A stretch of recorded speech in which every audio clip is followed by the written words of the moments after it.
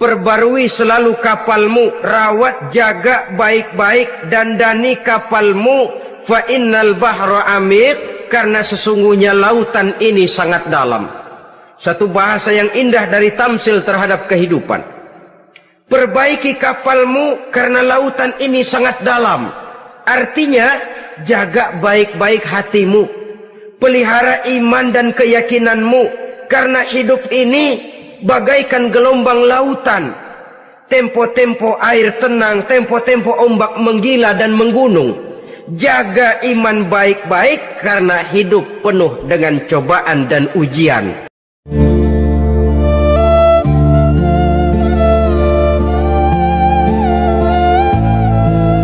Assalamualaikum warahmatullahi wabarakatuh.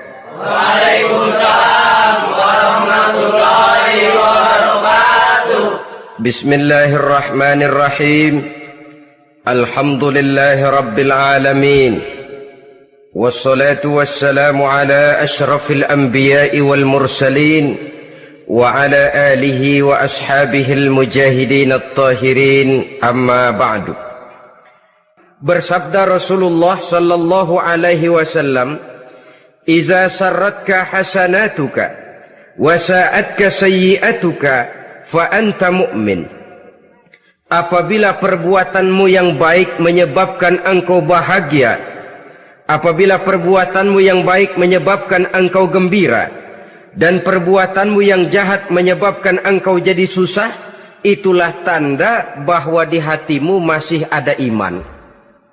Artinya, belum tentu orang yang berbuat baik merasa bahagia dengan kebaikan yang dikerjakannya. Dan tidak selamanya orang yang berbuat jahat sanggup menyesali perbuatan jahatnya.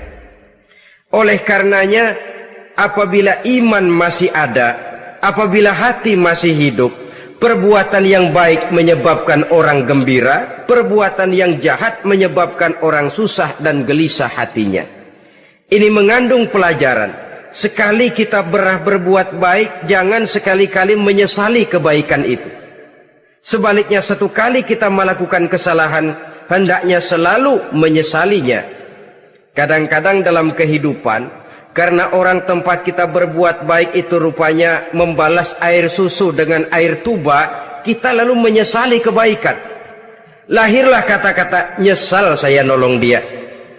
Ibarat pepatah katanya, nolong anjing kejepit. Waktu kejepit setengah mati kita tolongin, begitu selesai dia dari kejepitnya malah kita digigitnya. Saudara hadirin yang saya muliakan, dalam kehidupan sehari-hari barangkali ini kena filsafat yang disebut dorong mobil mogok. Ketika mobil mogok setengah mati kita dorong, begitu mesin hidup ditinggalkannya kita di belakang. Sesungguhnya perbuatan kita yang baik tidak harus disesali, karena disesali atau tidak, toh perbuatan itu sudah kita lakukan. Dan penyesalan atas segala kebaikan hanya akan mengurangi nilai pahala kebaikan itu sendiri. Berbahagialah apabila berbuat baik, walaupun orang yang kita melakukan kebaikan membalasnya dengan kejahatan. Menyesalah apabila berbuat kesalahan, apabila melakukan dosa, karena itu pertanda nilai iman yang masih hidup dalam jiwa kita. Saudara-saudara kaum muslimin yang berbahagia, jadi sungguh pun pahala dan dosa sesuatu yang abstrak, efeknya jelas dia mendatangkan kebahagiaan atau membawa kepada kegelisahan batin di dalam kehidupan manusia. Orang di zaman materialis kurang terangsang berbuat pahala dan terdorong melakukan dosa. Kenapa? Karena pahala tidak kelihatan, dosa tidak nampak. Kalau pahala kelihatan, barangkali nggak kuat kita mikul pahala. Kalau dosa benjol, umpama tiap bikin dosa palanya benjol, barangkali sudah nggak karu-karuan kepala kita. Baik pahala, baik dosa, sesuatu yang tidak nampak oleh pandangan mata zahir, tapi yang punya efek dalam kehidupan ini.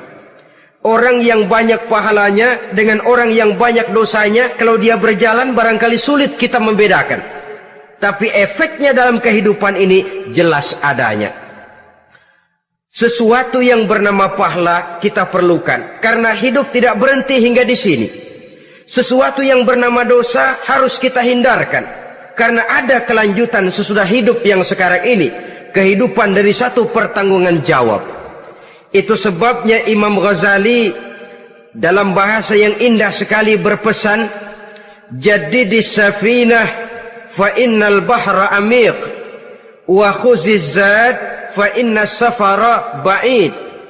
Perbarui selalu kapalmu, rawat, jaga baik-baik, dandani kapalmu, fa innal bahra amiq, karena sesungguhnya lautan ini sangat dalam.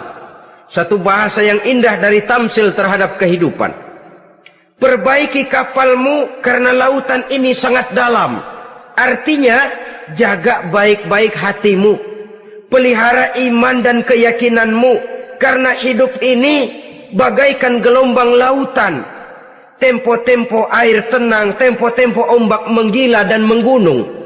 Jaga iman baik-baik karena hidup penuh dengan cobaan dan ujian. Itu maksudnya. Wa khuziz zad fa inna safara ba'id. Dan bawa bekal yang banyak karena perjalanan hidup ini sangat panjang.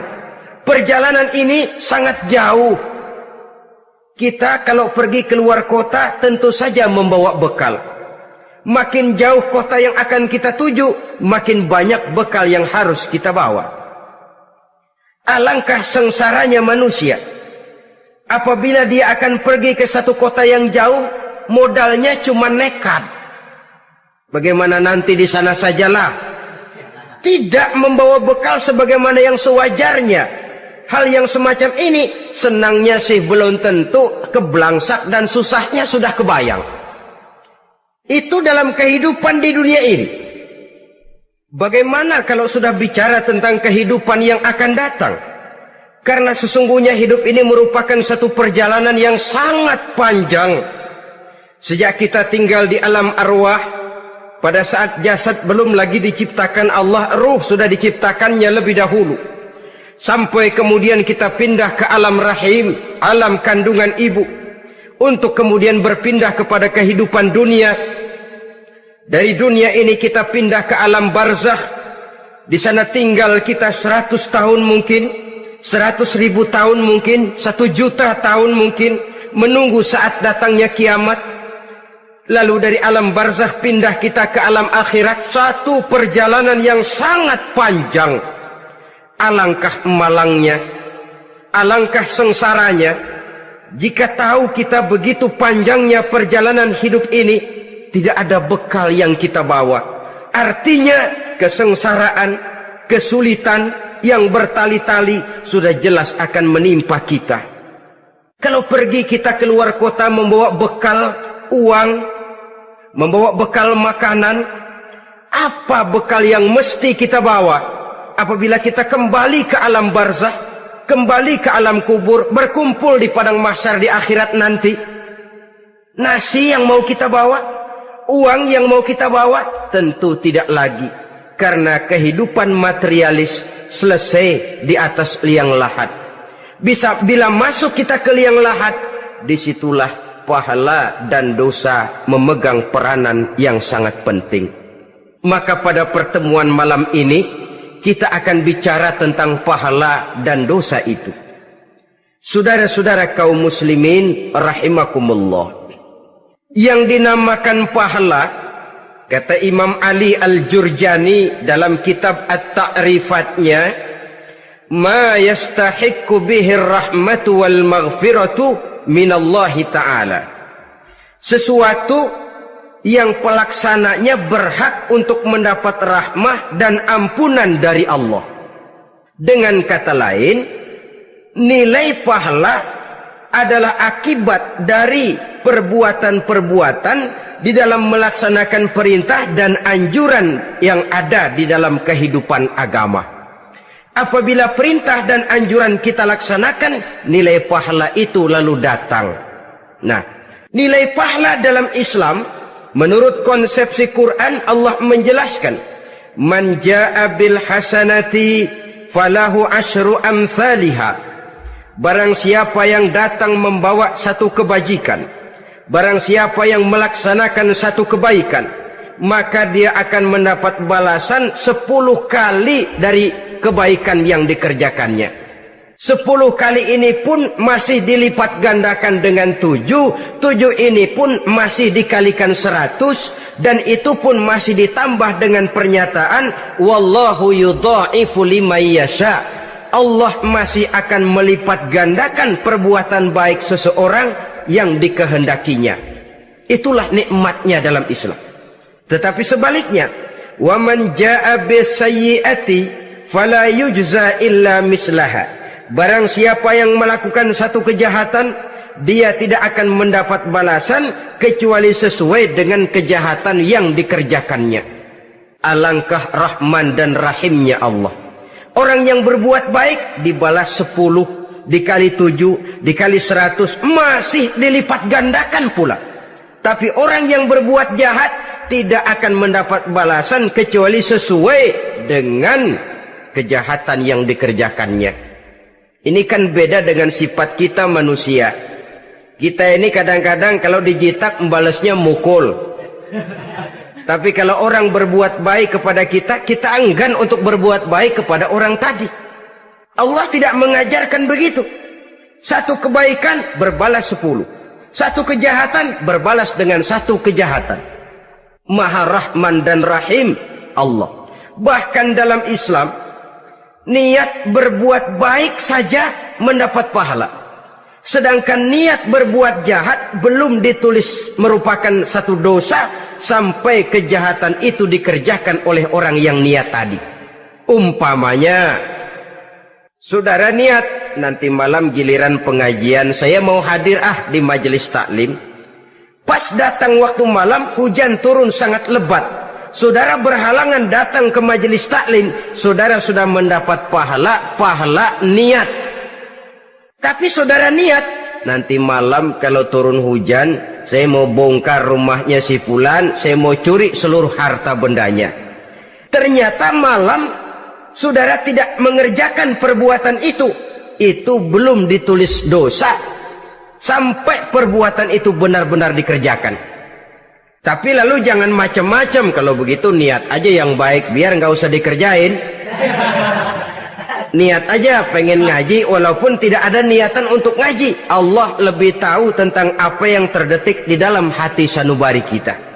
Itulah sebabnya sangat dianjurkan orang untuk melakukan segala macam kebajikan, dan dianjurkan orang menjauhkan segala macam bentuk kejahatan, karena dia akan berefek melahirkan dosa dan pahala. Dosa dan pahala itulah alat untuk memperoleh kebahagiaan di alam kubur, di padang mahsyar, sampai di akhirat nanti. Di dunia ini mungkin segalanya bisa kita beli dengan yang namanya uang. Keamanan kita bisa menyewa petugas untuk menjaga rumah kita. Kendaraan yang mewah bisa kita beli. Udara yang sejuk bisa kita ciptakan. Siapa banyak uang, dia raja. Mungkin itu di dunia. Tapi bisa apa uang kalau kita sudah masuk ke alam kubur? Bisakah munkar nakir kita sogok? Udah karkir, jangan nanya nih, cepet. Bisakah malaikat azab menyingkir dengan uang semir? Ternyata tidak. Untuk memperoleh kebahagiaan di sana, nilai pahala. Kesengsaraan akan kita dapat kalau kita banyak menumpuk dosa. Oleh karena itu jangan beranggapan pahala nggak kelihatan, dosa juga nggak kelihatan, biarin saja. Yang tidak kelihatan ini pada waktunya akan memegang peranan yang sangat penting. Tapi tidak cuma untuk menghadapi hidup di situ kita lalu harus berbuat baik dan meninggalkan yang jahat. Terutama juga di dunia ini. Toh pepatah bilang gajah mati meninggalkan gading, harimau mati meninggalkan belang. Apa yang akan kita tinggalkan setelah kita mati? Kita ingin jasad kita boleh hancur terkubur tanah, tapi nama kita ingin hidup terus, dikenang orang 100, 1000, bahkan 1.000.000 tahun yang akan datang. Ditulis orang dengan tinta emas dalam sejarah, tercatat kita sebagai orang baik-baik. Saudara-saudara kaum muslimin rahimakumullah. Lalu perbuatan apa yang bisa mendatangkan pahala itu? Saudara-saudara, semua perbuatan yang diperintah dan dianjurkan oleh Allah, yang dikerjakan dengan ikhlas hanya untuk mencapai ridho Allah, mendatangkan pahala. Kadang-kadang menurut pendapat kita remeh, tapi nilainya di sisi Allah besar. Itu pahala. Menghitung pahala itu hak prerogatif Allah. Perbuatan yang ringan Allah mau berikan ganjaran yang besar, itu urusan Allah. Misalnya, kata Nabi, la tahkiranna minal ma'rufi syai'an. Jangan kamu menganggap remeh perbuatan baik walaupun kecil. Jangan merasa sulit melakukan perbuatan yang mengandung pahala. Bertemu dengan teman, muka kita cerah, berpahala. Menyingkirkan duri di jalanan, berpahala. Menolong orang yang sesat, memberitahu orang yang bertanya, berpahala. Tidak sulit kalau kita mau. Yang diperintah dan dianjurkan oleh agama, itu perbuatan yang mengandung nilai-nilai pahala. Masalahnya cuma tinggal mau atau tidak, dan dikerjakan dengan ikhlas. Bertemu teman, mukanya cerah, pahala. Menyingkirkan duri di jalanan, pahala. Sodakoh, pahala. Tidak berupa perbuatan, bisa berupa ucapan. Misalnya bersolawat, pahala. Bertasbih dan bertahmid, pahala. Kata Nabi, kalimatani khafifatani alal lisan, saqilatani fil mizan. Ada dua kalimat yang enteng di lidah tapi berat di timbangan akhirat nanti. Apa itu? Subhanallah walhamdulillah. Itu kan amalan yang ringan, perbuatan yang mudah saja, tapi nilainya demikian besar dalam pandangan Allah. Jadi pendeknya, perbuatan yang bernilai pahala adalah perintah dan anjuran agama yang dilaksanakan dengan ikhlas semata-mata untuk mencapai ridho Allah, itu mengandung pahala. Niat dasarnya itu harus karena Allah, landasannya harus karena ikhlas. Bukan cuma sekedar basa-basi, tidak karena ingin dipuji orang, tidak karena mengharap tanda jasa, tapi ikhlas semata-mata. Dari perbuatan yang paling kecil dan mudah sekali sampai kepada amalan-amalan yang besar dan memerlukan biaya yang besar, seperti melaksanakan ibadah haji, seperti jihad fi sabilillah, membangun masjid, membangun pondok-pondok pesantren, membangun pusat-pusat kesehatan, membangun jalan-jalan umum, termasuk menjaga keamanan. Jangan dikira loh, siskamling umpamanya, menjaga keamanan kampung tidak berpahala. Kalau diniatkan ibadah, menjaga ketenangan warga supaya mereka tekun ibadah, ikhlas karena Allah, itu juga bernilai ibadah. Keluar kita dari rumah, pergi pagi, pulang sore, peras keringat, banting tulang cari nafkah buat menghidupi anak istri kita. Kalau diniatkan ibadah, melaksanakan kewajiban sebagai kepala rumah tangga, membantu orang tua sebagai anak, itu juga perbuatan-perbuatan yang mengandung pahala. Yang terbaik sesuai dengan bidang kehidupan kita. Ada orang yang dinamakan abid, ahli ibadah, pahala yang paling baik bagi dia, banyak-banyak tahajud, sembahyang malam, wirid, zikir, tasbih. Ada yang dinamakan orang alim, pahala yang paling baik buat orang macam ini, mengajar, menyebarkan ilmu, mendakwahkan Islam. Ada yang disebut wali, pejabat pemerintah, petugas. Amalan pahala yang paling baik buat orang semacam ini, melayani masyarakat, bekerja di bidangnya sesuai dengan profesinya. Saudara hadirin yang saya hormati, jadi dengan demikian, perbuatan-perbuatan yang mengandung nilai-nilai pahala ini, bisa perbuatan yang menurut kita kecil namun punya nilai besar. Apalagi perbuatan besar dengan biaya yang besar, tentu makin besar juga pahala yang disediakan oleh Allah Subhanahu wa ta'ala. Oleh karenanya, kalau kita bercermin dari ayat Quran, hidup ini kesempatan untuk berbuat baik. Huwallazi khalaqal mauta wal hayata liyabluwakum ayyukum ahsanu amala. Dialah Allah, Tuhan yang telah memberikan hidup dan mati kepadamu untuk menguji kamu, siapa di antara kamu yang paling baik amal perbuatannya. Jadi tidak saya rinci, tapi cukuplah satu penjelasan global. Perbuatan yang berpahala adalah perbuatan melaksanakan perintah Allah atau anjuran Allah dengan dasar ikhlas, dengan tujuan untuk mencapai ridho Allah semata-mata. Lalu apa perbuatan yang mengakibatkan dosa itu? Saudara-saudara, dosa lahir akibat melakukan larangan Allah atau mengerjakan yang dicelaknya. Nah, para ulama ada yang membagi dosa itu menjadi dua bagian. Ada dosa-dosa kecil, ada dosa-dosa besar. Tetapi sebenarnya ditinjau dari segi hakikatnya, kalau sudah melakukan satu kesalahan yang mengakibatkan dosa, jangan dilihat besar dan kecilnya, tapi kepada siapa dosa itu kita kerjakan. Sebab kalau dosa kita anggap satu yang kecil, orang akan terangsang untuk mengerjakan yang kecil-kecil saja. Sehingga dengan demikian, yang kecil pun akan menjadi besar kalau ditumpuk-tumpuk. Sedangkan yang besar bisa saja menjadi kecil kalau selalu diiringi dengan permohonan ampun kepada Allah. Itu sebabnya para ulama sufi, orang-orang tasawuf mengatakan, la saghair ma'al istimrar wala kabair ma'al istighfar. Tidak ada dosa yang kecil kalau dikerjakan terus-menerus, dan tidak ada dosa yang besar kalau digempur tiap saat dengan perbuatan istighfar atau memohon ampun kepada Allah Subhanahu wa taala. Cuma saja pada umumnya, karena dosa-dosa kecil itu lebih mudah taubatnya, dan ada janji Nabi, barang siapa yang meninggalkan dosa-dosa besar akan diampuni dosa-dosanya yang kecil-kecil.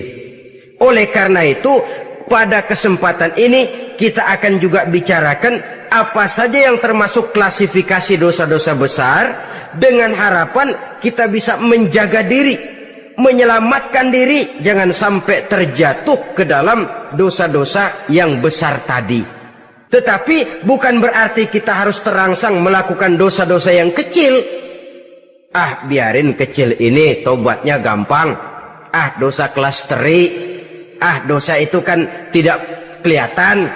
Lalu terangsang melakukan perbuatan dosa-dosa walaupun kecil. Kalau berlarut terus-menerus, dia akan tumbuh menjadi dosa yang besar. Oleh karenanya, jangan sampai mengundang pengertian kalau kita membicarakan dosa-dosa yang besar lalu terangsang melakukan dosa-dosa yang kecil. Karena bagaimanapun juga dosa kecil dan dosa besar sama dalam arti kepada Allah kita melakukan kesalahan. Dan dosa yang kecil pun kalau bertumpuk, dia akan menjadi banyak. Saudara-saudara kaum muslimin rahimakumullah, ada beberapa jenis dosa-dosa besar. Jenis yang pertama, asyirku billah, syirik atau menyekutukan Allah. Dari sekian deretan dosa-dosa besar, syirik ini merupakan bapak moyangnya dosa. Dedengkotnya dosa, itu syirik, menyekutukan Allah. Bahkan dosa yang lain Allah masih mau mengampuni. Tapi kalau sudah syirik, menyekutukan Allah, itu sudah satu dosa yang tidak berampun sama sekali.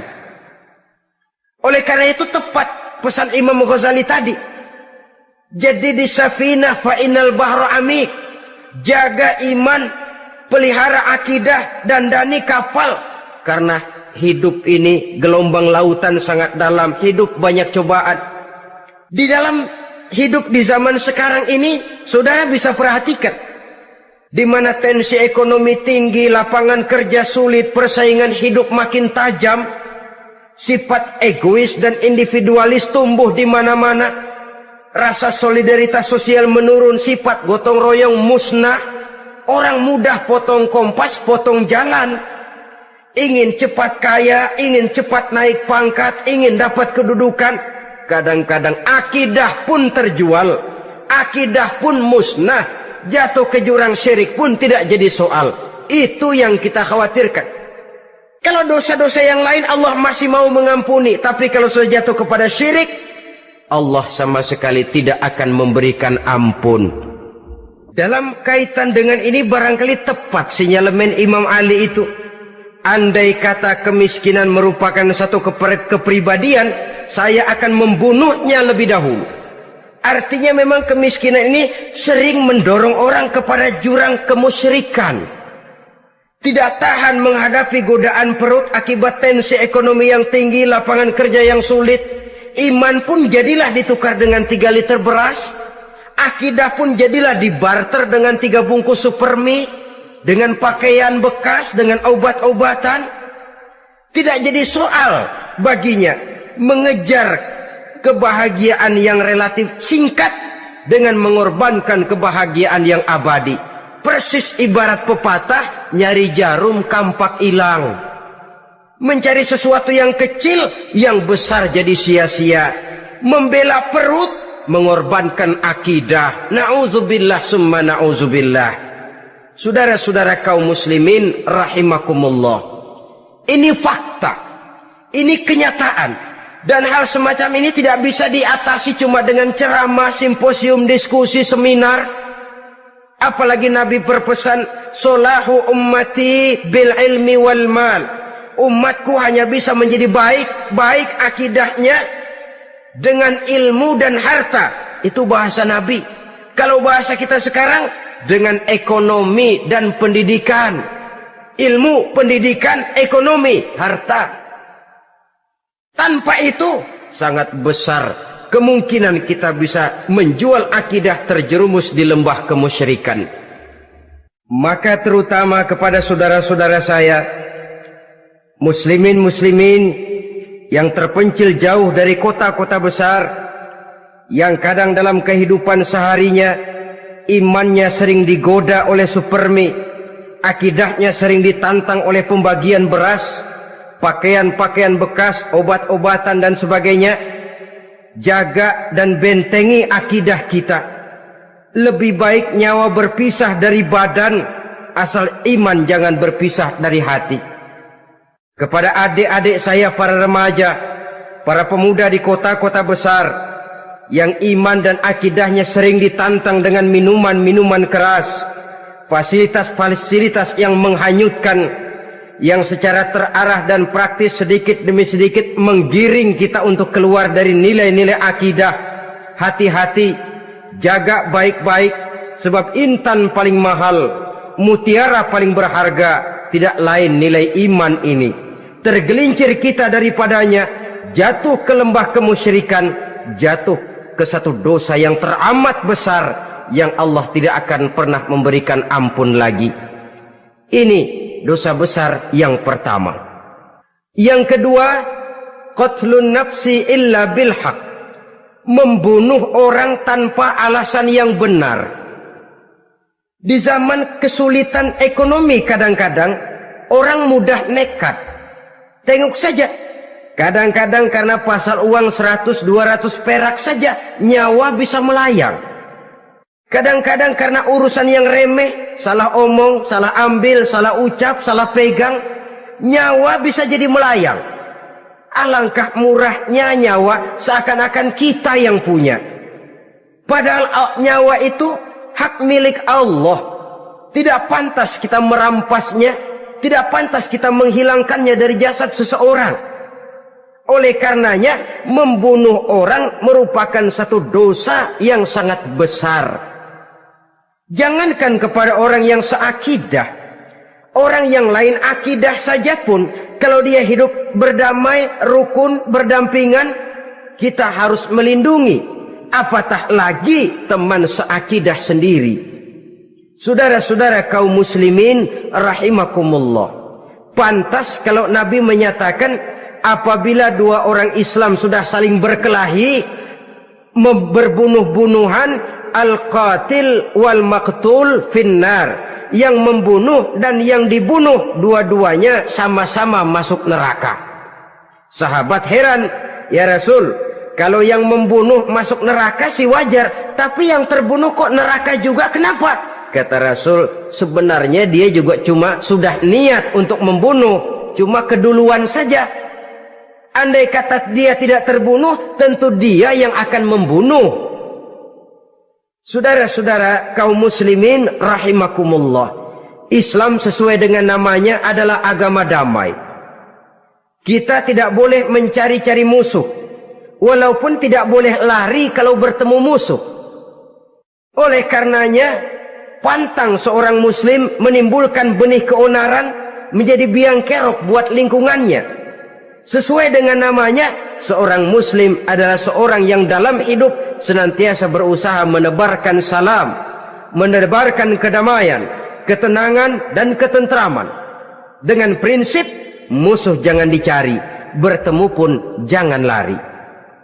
Yang ketiga, termasuk dalam kelompok dosa besar ini, syurbul khamr, meminum minuman keras.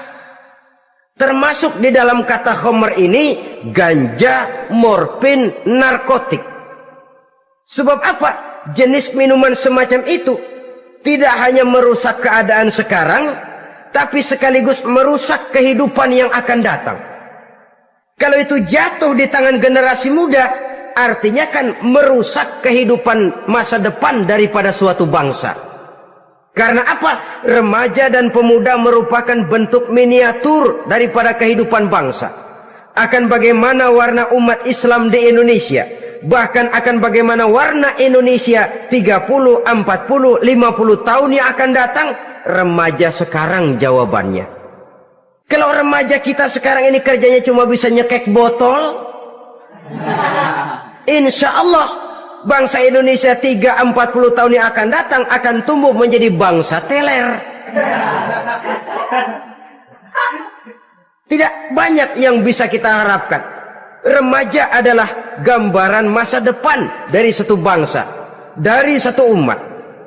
Dan remaja itu di dalam dirinya secara fitrah terkumpul semua bakat, terdapat semua kemungkinan. Kita ini lahir membawa sifat pemimpin, tapi juga membawa sifat pengacau. Kita ini ada bakat jadi orang jujur, ada bakat jadi pengkhianat. Kita ini ada bakat menjadi orang baik-baik, kita juga punya bakat jadi biang kerok. Kita kemungkinan bisa jadi pemimpin bangsa, tapi juga bisa menjadi pemimpin bangsat. Nanti lingkungan dan pendidikan akan menumbuhkan, membentuk mana yang tumbuh lebih subur. Kalau lingkungan dan pendidikannya lebih banyak bercerita tentang kejujuran, maka nilai kejujuran yang akan tumbuh lebih banyak dalam jiwanya. Dan insya Allah diharapkan dia akan menjadi manusia yang jujur di kelak kemudian hari nanti. Dan masalah minuman keras ini sebenarnya berkait. Kita tidak bisa cuma menyalahkan remaja saja, menyalahkan pemuda saja. Karena bagaimanapun masalahnya kompleks. Menghancurkan sesuatu tanpa melihat kausalnya, tanpa melihat sebab akibatnya, kan sama juga bohong.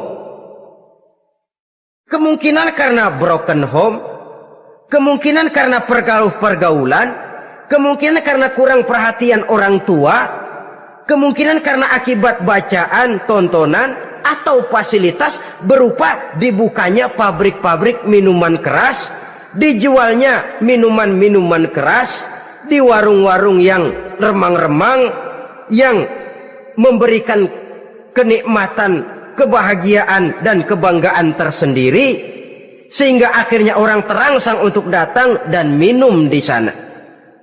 Pada dasarnya memang sepele, cuman minum, nggak ngerugiin orang lain kan? Iya, pada waktu minum. Tapi dikala sudah mabuk, out of control, apapun bisa kita lakukan. Yang kita ucapkan kita tidak sadari lagi, yang kita kerjakan tidak kita sadari lagi. Dikala itu segala macam kejahatan bukan sesuatu yang tidak mungkin untuk kita laksanakan. Nggak ngerugiin orang lain, memang pada saat mau minum. Tapi begitu minum, mabuk, kita bisa merugikan orang lain. Setidaknya merugikan diri sendiri. Pertumbuhan IQ menjadi lemah, semangat kehidupan hilang, gairah kerja menurun, kalau tidak ada sama sekali. Lalu apa yang bisa kita lakukan di dalam kehidupan? Dan akan lebih celaka kalau ini menimpa kehidupan generasi muda kita. Kadang-kadang yang ironi ya, kalau yang orang tuanya mampu barangkali masih tertolong. Tapi yang orang tuanya kondisi ekonomi lemah masih kepengen teler juga. Orang tuanya nggak mampu masih pengen mabuk. Dari ganja, morfin nggak dapet, akhirnya kaleng cat diisepin. Yang penting kan bisa teler, mendatangkan satu kebahagiaan tersendiri. Itu sebabnya memang satu kejahatan menurut teori polisi ya hanya bisa terjadi karena faktor N dan K, niat dan kesempatan. Niat ada, kesempatan ada, jadi orang jahat. Kurang salah satunya, biasanya kejahatan terbendung. Niat ada, kesempatan tidak ada, sulit berbuat jahat. Kesempatan ada, niat tidak ada, tidak mungkin orang jahat. Tapi yang paling dominan sebenarnya niat. Kalau niat sudah kuat, kesempatan bisa dicari. Kesempatan bisa diciptakan. Biar hansip nongkrong, ditungguin lengahnya. Iya biarin. Jam 11 sampai jam 2, matanya melotot. Jam 3 dia mulai ngulet, ngempet. Nah, di saat itu saya masuk ke rumahnya. Kalau niat kuat, kesempatan bisa diciptakan. Dan kalau sudah niat, ini masalah hati. Kalau sudah masalah hati, menyangkut soal moral. Moral artinya sudah masuk kepada kehidupan agama. Saudara-saudara kaum muslimin rahimakumullah. Yang keempat yang termasuk jenis dosa besar, az-zina, perbuatan zina. Di zaman pergaulan bebas dengan prinsip free love, free sex ini, tengok sudah berapa banyak gadis-gadis bergelimpangan jadi korban. Berapa banyak bayi-bayi yang lahir ke dunia tanpa tahu kemana dia mesti memanggil bapak. Apakah deretan jumlah korban ini masih harus bertambah lagi? Paling tidak, biarlah yang sudah jadi korban, tapi jangan bertambah lagi hendaknya. Masing-masing kita berupaya menahan diri. Termasuk dalam kategori zina ini yang merupakan cabang-cabangnya liwat, homoseks, lesbian, masturbasi. Bahkan masturbasi itu termasuk jenis zina tangan. Dan itu juga merupakan satu dosa. Di samping dosa juga merusak diri. Karena bagaimanapun juga dia akan mengurangi kemampuan daya pikir seseorang. Maka agama memberikan jalan keluar. Pesan Nabi, ya ma'syara syabab, man istata'a minkumul ba'at falyatazawwaj. Hai para pemuda, kata Nabi, barang siapa di antara kamu yang sudah bisa ba'at, yang sudah mampu ba'at. Ba'at itu artinya memberikan nafkah, baik nafkah zahir maupun nafkah batin. Falyatazawwaj, maka hendaklah dia kawin. Jadi yang maksud ba'at ini ya nafkah zahir, ya nafkah batin. Kita kadang-kadang cuma bisa ngasih nafkah batin saja sudah merasa pokoknya kan saya sanggup untuk kawin, lalu kawin tanpa kehilangan, dengan kehilangan pertimbangan. Saudara-saudara, wa illam yastati, adapun kalau dia belum mampu, fa alaihi bisyam, hendaknya dia banyak puasa. Fa innahu lahu wija, karena puasa itu akan merupakan benteng jangan sampai orang memperturutkan hawa nafsunya. Andai kata puasa belum hobi, banyaklah olahraga para pemuda, para remaja. Karena dengan olahraga, pemikiran untuk memperturutkan hawa nafsu agak sedikit terkendali dan energi tersalurkan dalam bentuk yang positif. Pendeknya kreatif, banyak kegiatan. Ini pesan Imam Syafi'i tepat itu. Kata beliau, inni ra'aitu wuqufal ma'i yufsiduh, insala toba wa illam yajri lam yatib. Aku melihat air kalau diam rusak, tapi kalau dia mengalir jernih. Air kalau ngendap, nggak ngalir, nyamuk nyarang di situ, bisa jadi sumber penyakit. Manusia hidup begitu. Kalau nggak punya kegiatan, nggak kreatif, kerjanya cuma delohom, ayam-ayam, akhirnya jadi ngerusak. Ngomongin orang, si Ano ngapa? Ano. Kebangetan nggak ngapa-ngapain, orang aja dipontenin. Orang diomongin, lahirlah namimah, lahirlah ghibah. Saudara-saudara, air itu kalau ngendap ada aja yang nyarang. Tapi kalau dia ngalir, orang ada kesibukan, insya Allah dia tidak akan jatuh kepada sesuatu yang bisa mengundang dosa. Isilah waktu dengan hal-hal yang bermanfaat. Karena hidup ini singkat dan tidak berjalan mundur ke belakang, mundur hancur, berhenti diinjak orang. Sekali melangkah, jangan surut mundur ke belakang. Homoseks, terlepas dari penyakit kejiwaan. Sekarang ini kan sudah ada persatuan kaum gay katanya, meminta perlakuan yang sama dan agar dibolehkan kawin sesama mereka. Secara manusiawi boleh, secara manusiawi kita hargai mereka, tapi dari kacamata agama ini jelas merupakan penyimpangan, dan penyimpangan merupakan suatu dosa terlepas dari pertimbangan manusiawi. Jangan karena terlalu memperturutkan suara manusiawi lalu kita mengesampingkan agama. Termasuk lesbian, wadon karo wadon. Kalau homo itu kan lanang karo lanang katanya. Saudara-saudara kaum muslimin rahimakumullah, ini bukan penyakit baru. Liwat, homoseks sudah dikenal dari zamannya Nabi Lut, laki dengan laki. Lesbian dari zaman istrinya Nabi Lut.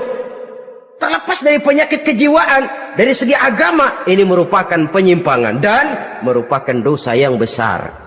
Yang kelima, yang termasuk jajaran dosa kelas kakap, qazful mu'minina wal mu'minat, menuduh orang mukmin yang baik-baik, laki atau perempuan, melakukan perbuatan zina sehingga hancur namanya di masyarakat. Ini merupakan satu perbuatan dosa yang sangat besar dan sangat dimurkai oleh Allah.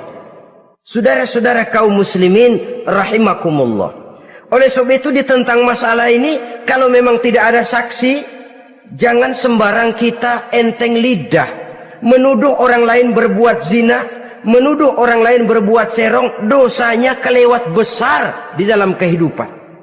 Karena apa? Mencari harga diri itu berat, memelihara kehormatan diri jauh lebih berat.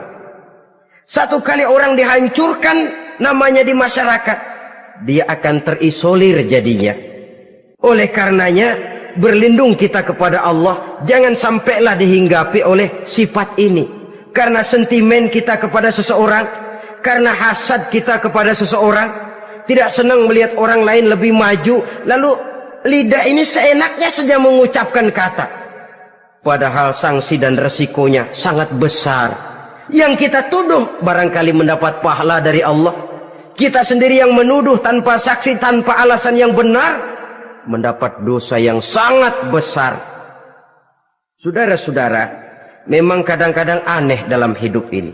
Seorang pelacur biasanya bisa menjaga mulutnya di masyarakat, kata-katanya baik, sopan. Kenapa? Karena mulut yang satu sudah tidak terjaga.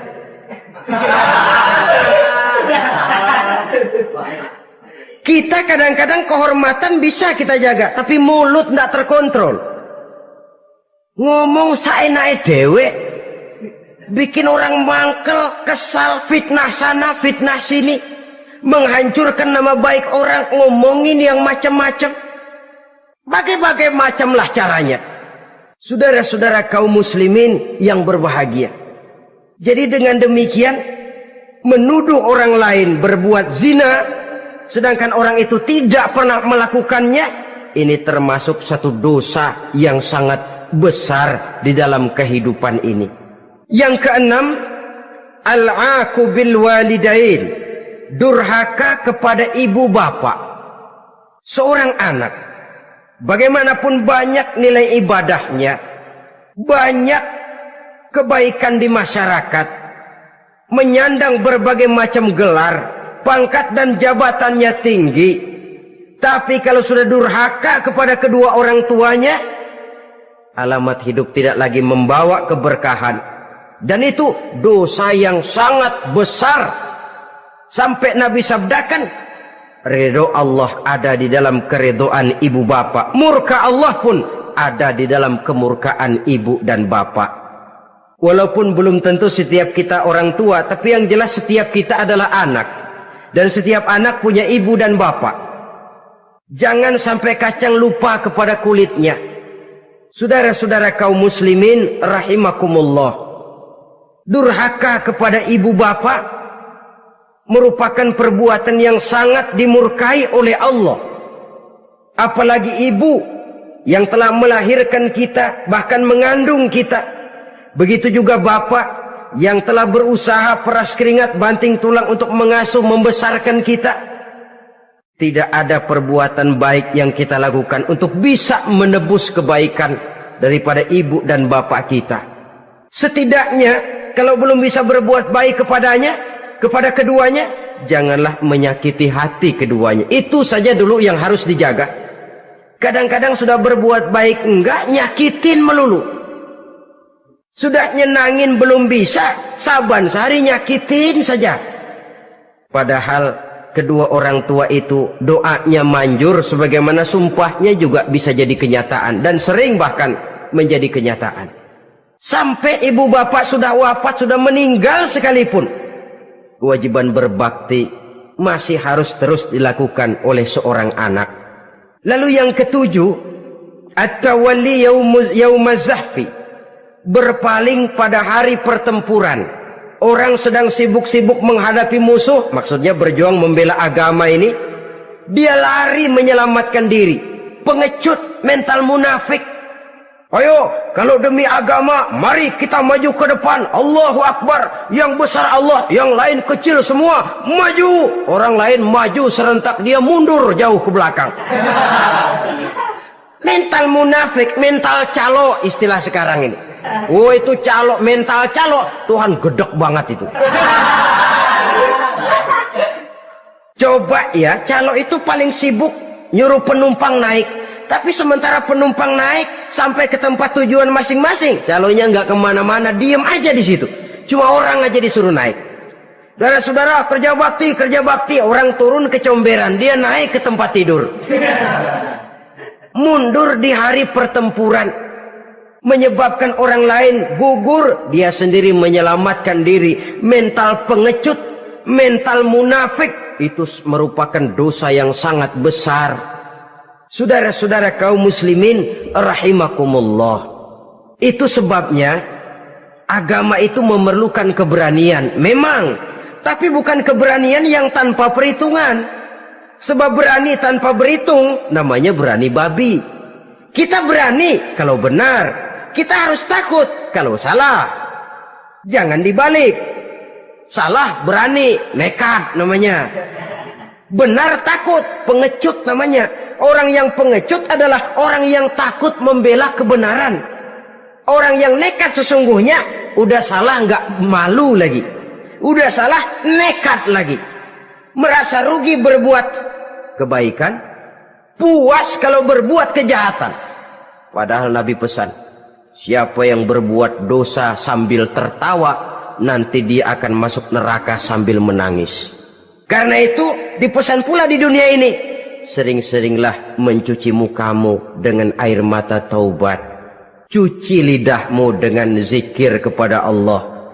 Bersihkan hatimu dengan air ikhlas. Saudara-saudara kaum muslimin rahimakumullah. Kan ada toh orang berbuat baik nggak gembira, tapi berbuat jahat malah puas. Atau sama saja, orang lain berbuat baik, hatinya kesel. Orang lain berbuat jahat, dia malah mendukung. Atau orang lain tergelincir berbuat jahat, dia malah girang.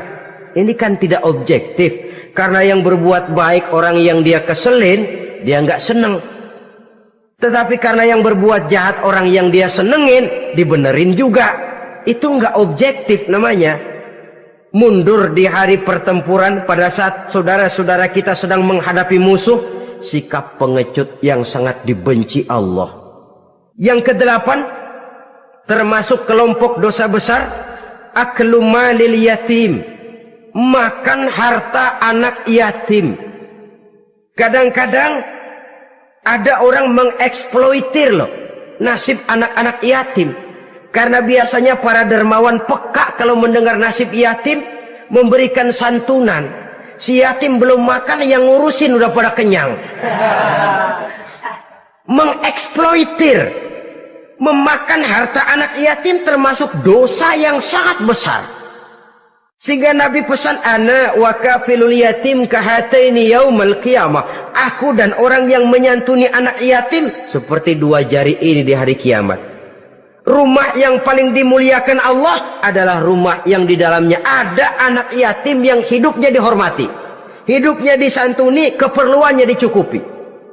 Maaf saja, tahap kita menyantuni anak yatim ini baru tahap setahun sekali.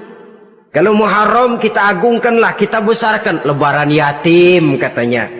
Kita kumpulkan dana, kita usap kepala yatim, kita kumpulkan beras, kita bagikan hari itu. Perkara bulan depan kelaparan, kita tutup kuping. Perkara bulan berikutnya dia kelaparan, kita masa bodoh. Bahwa di bulan Muharram kita santuni yatim piatu itu sudah baik. Tapi akan lebih baik lagi kalau kita sanggup menjadi bapak asuh mereka, memikirkan sekolah mereka, ada kontinuitas. Kalau mereka diasuh oleh orang lain, lalu bertukar agamanya, berpindah akidahnya, kita ngomel habis-habisan. Tapi kita ada kemampuan, kita tidak mau berbuat semacam itu. Ya sama juga bohong namanya. Saudara-saudara kaum muslimin rahimakumullah. Orang yang menyantuni yatim mendapat pahala besar. Tapi orang yang mengkorup harta anak yatim, dosanya juga sangat besar. Berhati-hatilah kalau kita diberikan kepercayaan oleh masyarakat untuk mengurus anak-anak yatim. Karena pahalanya besar, resikonya juga besar. Yang kesembilan, syahadatuz zur, sumpah palsu. Sebab sumpah palsu ini menggunakan nama Allah untuk sesuatu yang tidak benar. Nama kita saja dibawa untuk yang tidak benar, kita jengkel. Nama kita dipalsukan untuk sesuatu yang tidak baik, kita kadang-kadang jengkel. Tidak puas jengkel, menuntut melalui saluran hukum. Kenapa? Nama saya dicatut.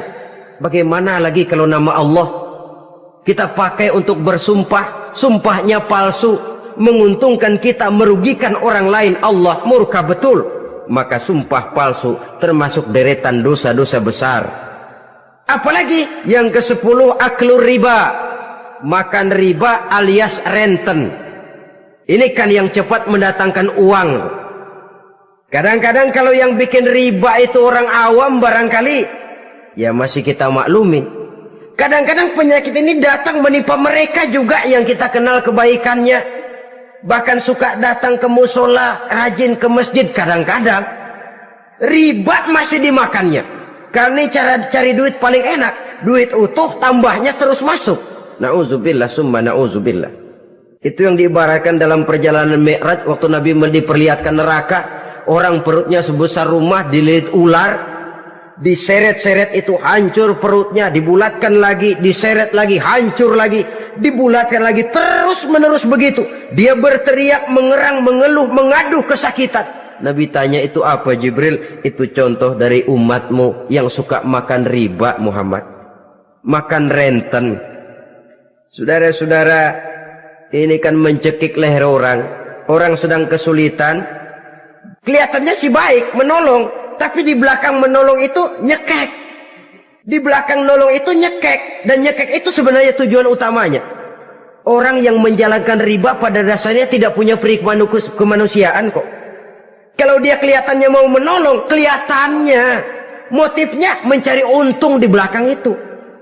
Jauh dari kemanusiaan. Yang ke-11, saudara-saudara, termasuk jajaran dosa besar itu qat'ur rahim, memutuskan silaturahmi. Marah, hobi sama marah. Kalau 3 hari nggak marahan sama orang, ngebet palanya.